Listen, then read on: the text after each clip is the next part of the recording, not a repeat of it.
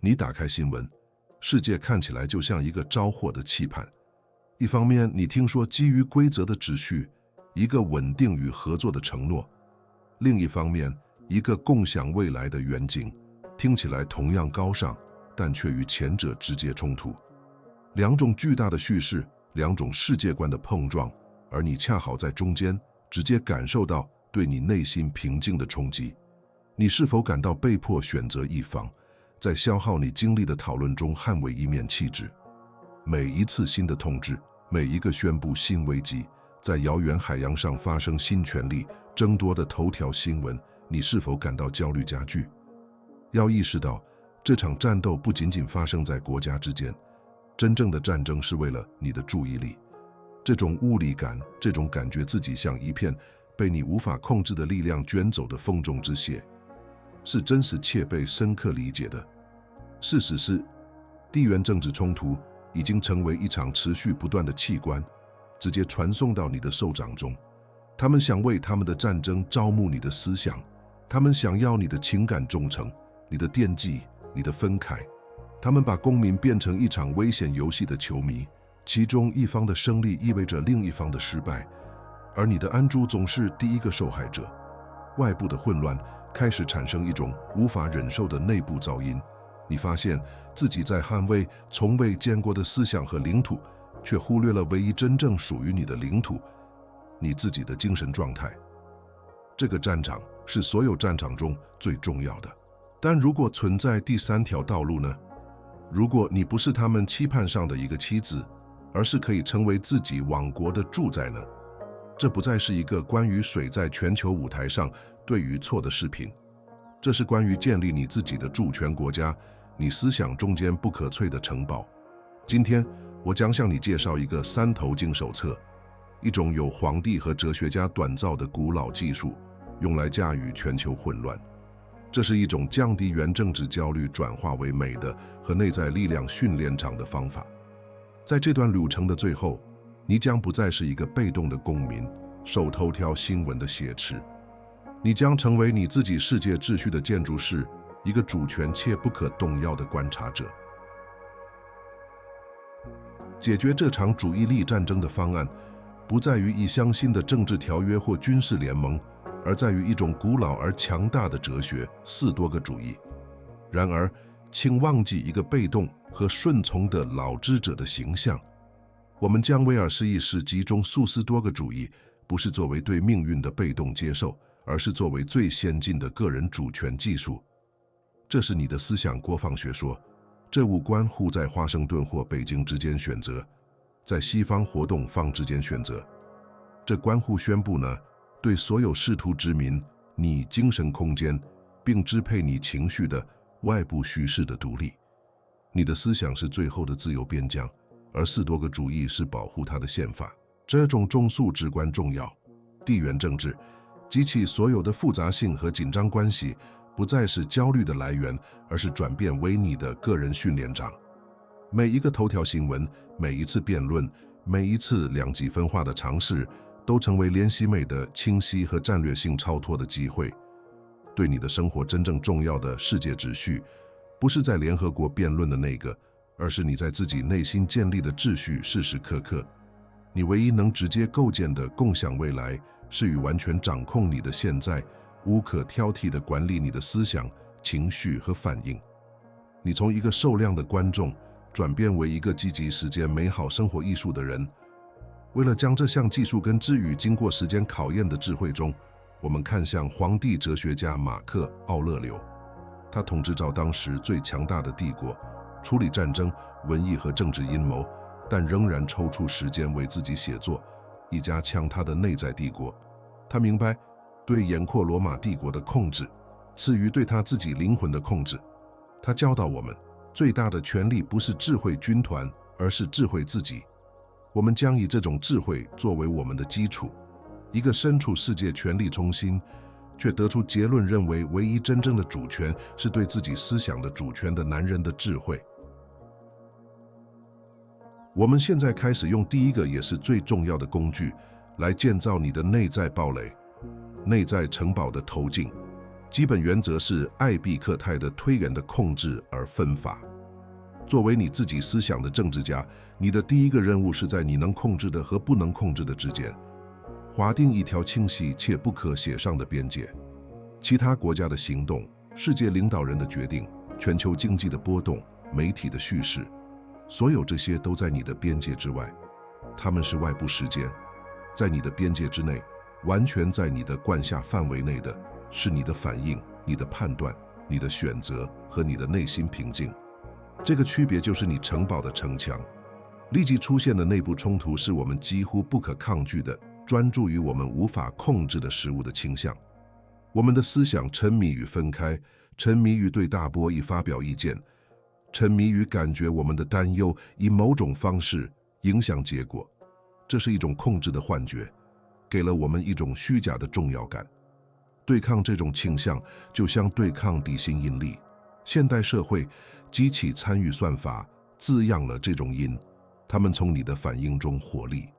每当你对一则新闻感到愤怒时，你实际上是在允许一个外国势力支配你内在过度的情感政策，而这是对你主权的侵犯。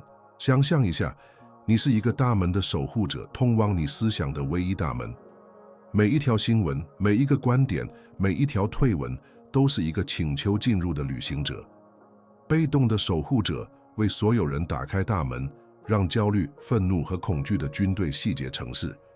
而斯多葛派的守护者则是一个战略家，他从远处观察旅行者，分析其性质，并问：你受我控制吗？如果答案是否定的，旅行者可以沿着城墙经过，可以被观察，但永远不被允许进入，并造成混乱。你不是忽视世界，你是在你的城墙上观察它，带着清晰和安全，直到你城堡的内部和平时受保护的。这一点的实际结论是一个持续的精神筛选联系。在你的一天中，在消费信息时，在心里给他们贴上标签，这是我的或者不是我的。一个中央银行的决定不是我的，我决定不恐慌并保护我的储蓄是我的。一个政治家煽动性的演讲不是我的，我决定不让那篇演讲毒害我与邻居的互动是我的。这种不断宣布你边界的行为加强了你的主权。你停止在已过他像大臂摆的章，专注于用智慧、正义和勇气来治理你自己的领地。这是你独立的第一个法令。现在让我们通过分析试图侵犯你边界的宣传的性质，来深化第一个透镜，即内在城堡的透镜。地缘政治叙事，无论是基于规则的秩序，还是共享未来，本质上都是营销产品。它们是品牌，它们被设计成能在情感上引起共鸣，将世界简化为一场善与恶的战斗，并招募你的身份认同。认识到这一点并非分时技术，而是具有战略性。你需要成为自己思想的情报分析员，解码试图影响你的信息，而不是成为他们的被动消费者。这里的困难在于，这些叙事机具有活力，他们为我们提供了一个现成的身份，一个明确的敌人和一种使命感。与一个权力集团结盟，并才拿起观点，作为我们自己的观点，要比根据理性和美的形成我们自己的结论的艰苦工作容易得多。兰多的头脑寻求阻力最小的路径，而最简单的路径就是将我们的思考外包给一种意识形态或一个国家。抵制这一点需要持续的警惕，它要求你质疑自己加入人群的冲动，感受集体愤怒的肾上腺素，在这些叙事提供的简单确定性中找到安慰，把你的思想想象成一个神圣的空间，一座寺庙。地缘政治叙事是相互竞争的教派的传教士，每一个都是图说服你他们的神是唯一真正的神。他们带着善良的穿弹敲你的门，承诺救赎，并对另一边的异教徒发出可怕的警告。被动的公民邀请其中一个进来，用他们的符号装饰寺庙，并成为一个狂热的信徒。然而，主权的观察者感谢所有人的来访，但礼貌地拒绝他们进入。他明白，居住在他寺庙里的绅士理性，他不要求忠于任何气质，除了真理和人性的气质。它的寺庙保持中立、驻静和不可侵犯。日常的应用是成为一个对虚实持怀疑态度的消费者。当读到一个标题时，问问自己，这句话被设计用来在我身上唤起谁要情绪，我这样感觉对谁有利，这种简化背后的议程是什么？这并不意味着你变得冷漠，而是你成为一个分析师。你超越争吵，看到游戏的结构。通过这样做，你接触了这些故事对你的力量，它们变成了待分析的数据，而不是待相信的福音。你的情感忠诚被前犯悔过，他回到家里，回到你城堡的城墙内，在那里，他可以投资于你的家庭、你的工作和你的社区。掌握内在城堡头巾的最后一步是学习选择性冷漠的艺术。斯多葛排成某些事物为无关紧要的，健康、财富、声誉、士德，还有世界状况。这并不意味着他们没有价值，而是他们的价值与你的美德和品格的价值相比是次要的。你可能更喜欢一个和平的世界，而不是一个冲突的世界，就像你更喜欢健康而不是疾病一样。然而，你的内心平静，你的镇定，不能依赖于满足这些偏好。你的安住必须是无条件的，冲突是显而易见的。我们非常在乎，我们被变成去担心未来，担心我们部落的安全，担心正义。被告知不要在乎，听起来像是一个冷酷无情的建议。但斯多葛派不是说不要在乎，他说要在乎正确的事情，以正确的顺序。叙述者想到的坚定同情心在这里介入。我理解你的担忧，它来自一个好的地方，但是你的担忧当应用于你无法控制的事情时，就变成了焦虑。而焦虑是一种毒药，它不会伤害世界，它只伤害你。宿住，这里的比喻是一个圆顶。北洞的公民把所有时间都花在对云大喊大叫，诅咒与睡不足或阳光过多，这些完全超出他控制的因素。与此同时，他的花园杂草丛生，因疏于照了而死去。斯多葛派的园丁主权的观察者记录天气，他观察它，理解它，并接受它作为一个外部条件，然后他将全部注意力转向他能控制的事情：土壤的质量、清除杂草、保护植物。他知道一个精心照料的花园，在任何天气下都更有可能茁壮成长。他的焦点是他的行动，而不是条件。那么时间就是有意识地重新分配你的情感能量。当你发现自己对一场全球危机更于坏事，将那股能量想象成一桶水。你可以将这桶水泼在无法控制的担忧的沙漠上，它会在那里蒸发而不起任何作用。或者你可以用同样的水来浇灌你自己的花园，成为一个更好的父亲，一个更专注的专业人士，一个更在场的朋友，一个更有的性的人。这是一个你每天要做几十次的选择。通过持续选择浇灌你的花园，你不仅找到了和平，而且在一个混乱的世界中创造了一个小小的秩序与善良的路舟。现在，让我们更深入一点。控制而分发不仅是一种防御，也是构建有意义生活的进攻工具。通过释放你在全球有路上花费的大量精神和情感能量，你创造了英语，这是你的投资资本。作为自己的政治家，你必须问自己的问题是：我应该在哪里分配这些资源，以在美的和目标方面获得最大的回报？斯多葛派的答案是明确的，在你日常的职责中，在你作为儿子、父亲、邻居、专业人士的角色中，这里才是大波以真正进行并获胜的地方。对此观点自然的地红师，他看起来渺小。思想，特别是现代思想，被规模所诱惑。我们想解决世界问题，产生全球影响，参与重大对话，专注于对超市收银员友善或按时交付一个项目，相比之下显得微不足道。这是自我在说话，希望在世界舞台上被看作是重要的。但斯多葛的智慧提醒我们，品格不是在宏大的舞台上锻造的，而是在日复一日重复的小行动中。宇宙由原子构成，卓越的生活由有德性的瞬间构成。想象一位国际象棋大师，在比赛中，他没有思考国际象棋的历史，没有思考他的遗产，也没有思考评论员的意见，他完全专注于眼前的棋盘。他研究局势，考虑他的选择，并用他控制的棋子走出最好的一步。他的卓越不是来自对整个锦标赛的担忧，而是来自对每一步棋的绝对投入。你的生活就是这个棋盘，你日常的职责就是棋子。地缘政治危机只是房间里人群的噪音，主权的观察者将噪音静音，专注于下一步棋。最终的时间是意识化你对可控事物的关注，像马克·奥勒留一样，通过设定你的意图来开始你的一天。不是今天我要解决世界和平，而是今天我要对我的同事有耐心，今天我要多听少说，今天我要不受干扰地完成我最重要的任务。在一天结束时，回顾你的表现，不要根据结果来评判自己，结果常常受到外部因素的影响，而是根据你的努力、你的意图、你所展现的美德。你正在构建你的品格，一次一步。而见识的品格是唯一永远不会被征服的堡垒。在我们转向第二个投景之前，让我们暂停一下，巩固我们所建立的。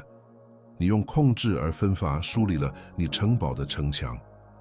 如果这第一步与你产生了共鸣，如果你感受到了划定这条边界的力量，那么我邀请你更深入的探索。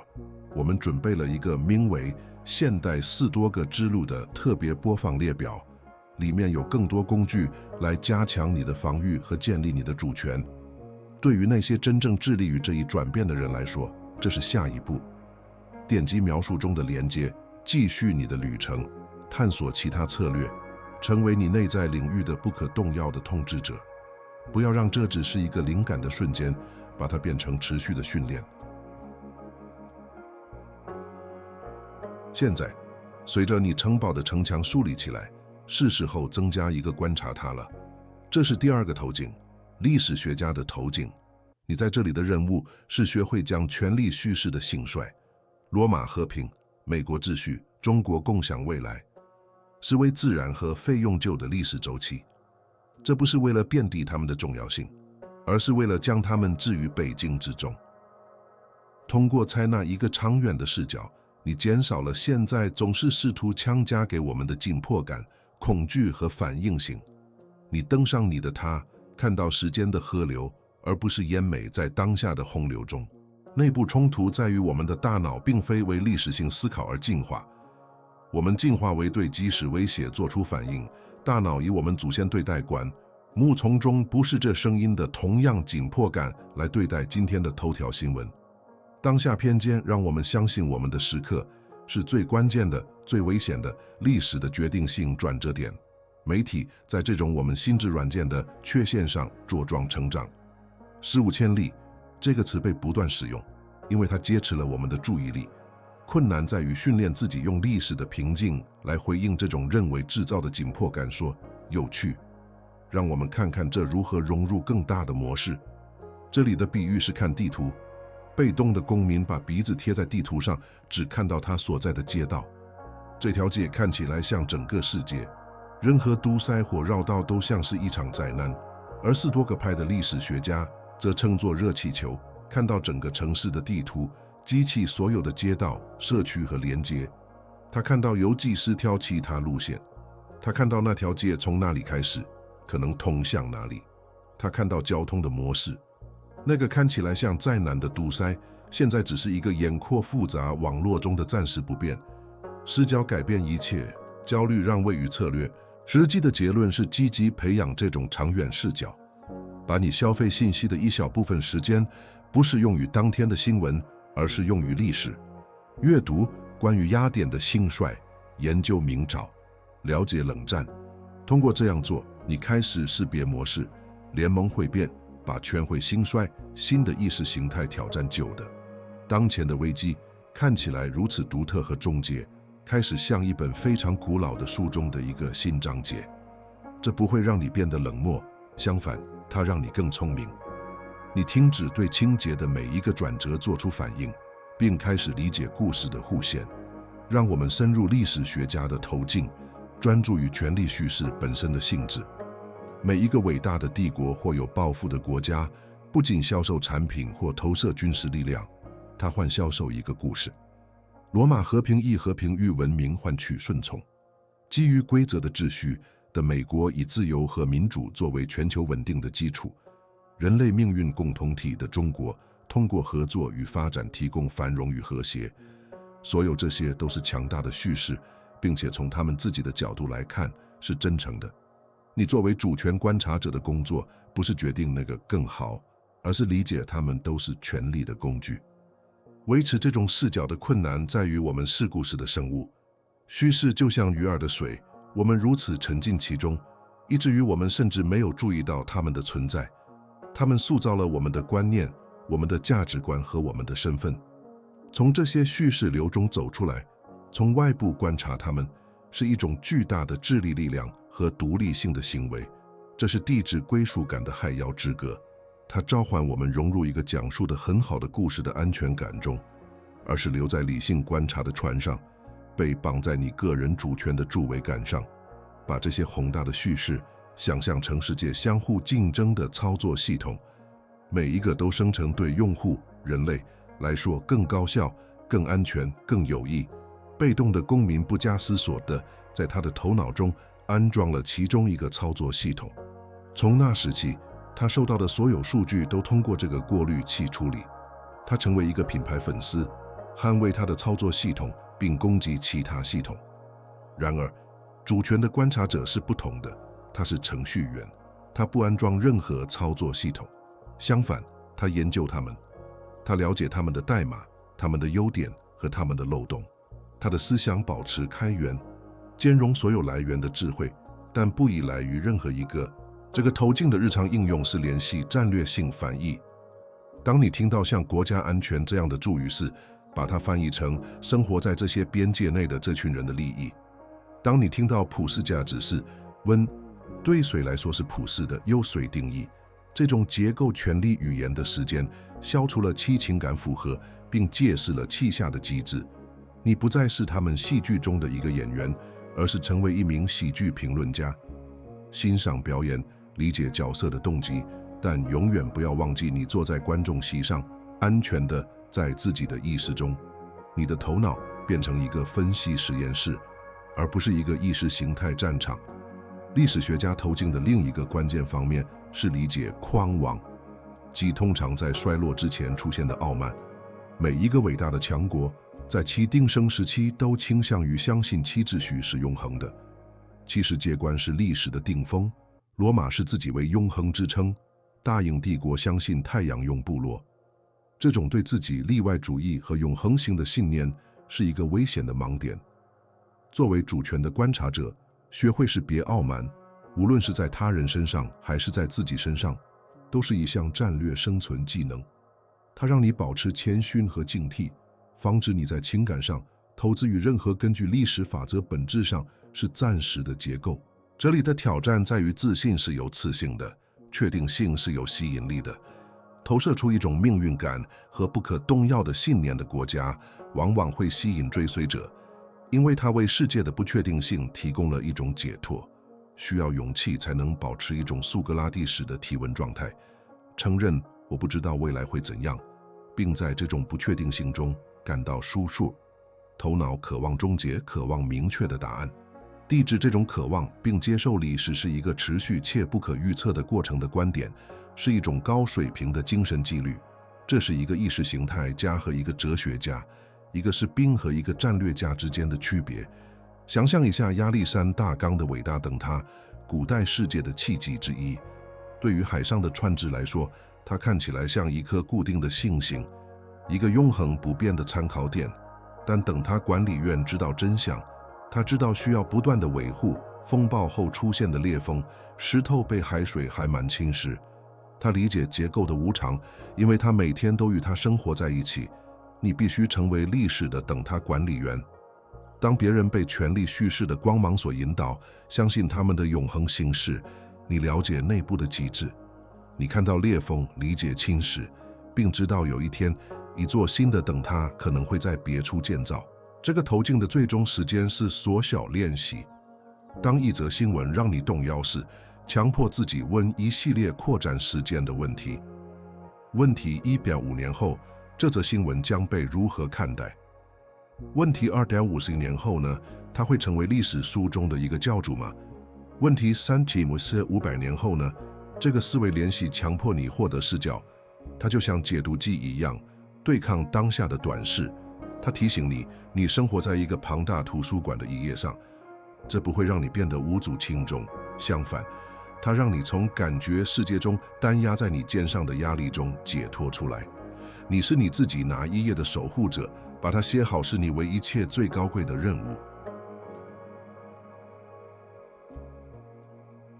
现在，随着城墙建成，观察它梳理，我们来到了你主权国家的核心，你的宪法。这是第3个透镜，世界公民的透镜。在学会了如何防御混乱、透镜意和如何将其置于被镜中透镜耳之后，你的最终任务是超越这场游戏本身。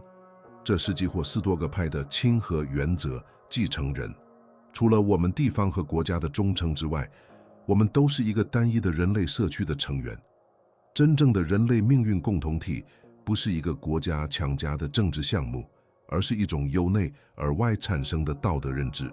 所有内部冲突中最大的一个在这里呈现部落主义。我们被进化变成为形成我们对抗他们的群体，这是一种生存本能，在全球化的世界中已成为一个弱点。地缘政治叙事巧妙地利用了这种本能，将对方描绘成生存威胁。克服这种部落冲动是不自然的，它需要有意识的意志和理性行为。这是世界公民最困难也是最重要的工作。它是将你的关怀圈扩大到你的家庭、你的城市和你的国家之外，直到它涵盖全人类。这里的中心比喻是人类群岛。被动的公民将世界视为分支的大陆，每个大陆都有自己的文化和利益，经常为资源发生冲突。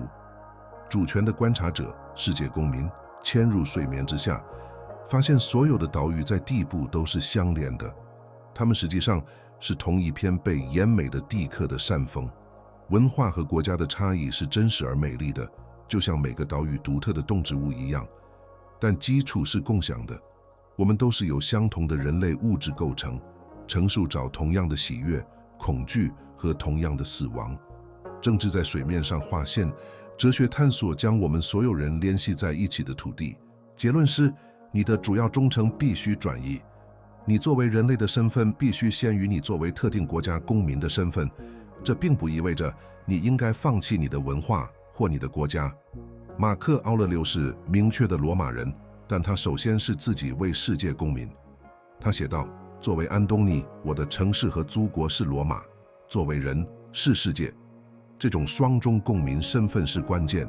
你履行你的地方职责，但你的行动有一种普遍的伦理之道。你追求的不仅是对你的人有益的东西，而且是对人类有益的东西。这是和平的真正基础。让我们神化世界公民的头颈，使其成为一种日常实践，一种个人外交形式。亲和原则不仅仅是一个抽象的概念，它是一种行动。它是与你遇到的每个人的互动方式。宏大的全球政治最终世俗是一次个人互动的综合。如果你想要一个冲突更少、理解更多的世界，那就从在你自己的影响范围内创造它开始。真正的世界变革不是在会议室里开始的，而是在人心中。每一次互动都是成为世界公民大事的机会。困难在于情合理偏见将我们拉向相反的方向。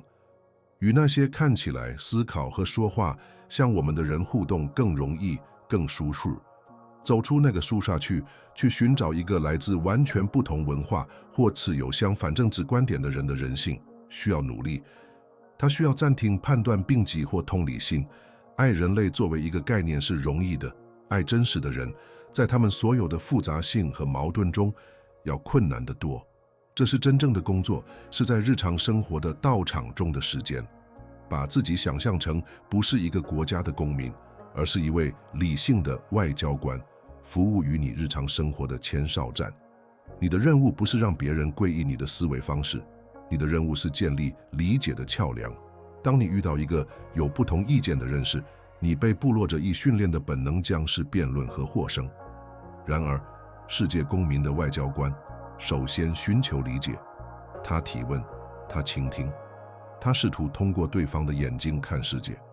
他知道，在每一个观点背后，无论它看起来多么奇怪，都有一个故事、一种经历和一种共享的人性。实际的应用是将每一次对话，特别是困难的对话，转变为亲和的联系。与其问我如何证明我是对的，不如问我能从这个人身上学到什么，什么样的生活经历导致他的出这个结论。这会关闭战斗模式并记或连接模式。你不再看到一个对手，而是开始看到一个同事，一个依他所知的最好方式在生活的复杂性中航行的人。这是一个个体可以执行的最根本的和平行动。你在一个两极分化的世界中，成为一个小的非军事区。最后，世界公民的投进最终导致对力量的全新理解。在地缘政治舞台上，力量以军事势力、经济影响力和技术进步来衡量。在主权观察者的领域里，真正的力量是在一个试图关闭你心灵的世界里，保持一颗开放的心的能力。这是用理性回应仇恨，用同理心回应分裂，用美的回应恐惧的勇气。这是一种不空下但能激励的力量。这是一种不征服领土但征服自己的力量。最后的冲突是我们自己的权辱主义。在观察了权力游戏、虚伪和操纵之后，很容易推缩到一个轻蔑和冷漠的颗粒。权辱主义看起来像一种智力上的优越地位，但实际上是一种偷奖。他相信人性是无可救药地有缺陷的，什么也做不了。4多个牌虽然对人性是一个现实主义者，但从不是一个权辱主义者。他相信存在于每个人身上的智慧和美德的潜力，他都在人性上，即使证据令人沮丧。最后的比喻是太阳，太阳平等低潮要照每一个人，不问谁是好善的或批的，谁是朋友或敌人。他只是辐射他的光和热，因为这是他的本性。你作为世界公民的责任是在你自己的小范围内变得像太阳一样，向你互动的每一个人辐射理性、善良和镇定，不是因为他们应得，而是因为这是一个理性和有德性的人的本性。你的内心平静和力量不是来自他人对你的反应，而是来自持续辐射你自己光芒的行为。巩固一切的时间是积极地祝愿所有人安好。这可以通过每日冥想来完成，向一个你喜欢的人祝他安好，然后向一个陌生人祝他安好。最后，这是最困难的一步，向一个你认为是敌人的或政治对手的人，并着他安好，不是着他在他的计划中成功，而是着他找到智慧、清晰，并从痛苦中解脱出来。这个练习在神经层面上打破了部落的障碍，它训练你看到面具背后共享的人性。你成为一个和平的代理人，从你自己思想的战场开始。你走完了这段路程，从一个被动的公民被全球混乱的潮流所拖累，你成为了自己主权国家的建筑师。你用控制而分法建造了城墙，用历史学家的头颈梳理了观察它，用世界公民的头颈书写了你心灵的宪法。在全球舞台上看起来如此难以琢磨的世界和平，不是我们向领导人提出的请求，而是我们在自己内心颁布的法令。它是日复一日有记录且勇敢的致力为以真正给予我们的领土、我们自己的思想的结果。这才是真正的大战略。现在是时候发表你的官方独立宣言了。这不仅仅是视频下的评论，这是一个主权的象征性行为，这是对自己公开的承诺，是你作为主权观察者新身份的肯定。把这份灵感转化为意图，去评论区写下我的心智是一个主权国家。这样做，你不仅是在打字，你是在签署你的个人宪法，并加入一个治理与由内而外建设和平的全球个人社区。如果这个信息与你产生了共鸣，分享它，帮助用这些工具武装他人。对于那些坚持到最后、投资于这次完整训练的人，你们的承诺被注意到并受到重视。你们证明了对智慧和自律的追求是活生生的、强烈的。留下第二条评论说：“我看到了，最后是这样，我们就能认出彼此。”这创造了一个强大的社会证明，并建立了我们的世界公民社区。别忘了点赞视频，让这个信息传达到更多人，并订阅频道，继续接受为你灵魂准备的战略简报。永远记住，他们为领土而战，你为安主而战，胜利是你的。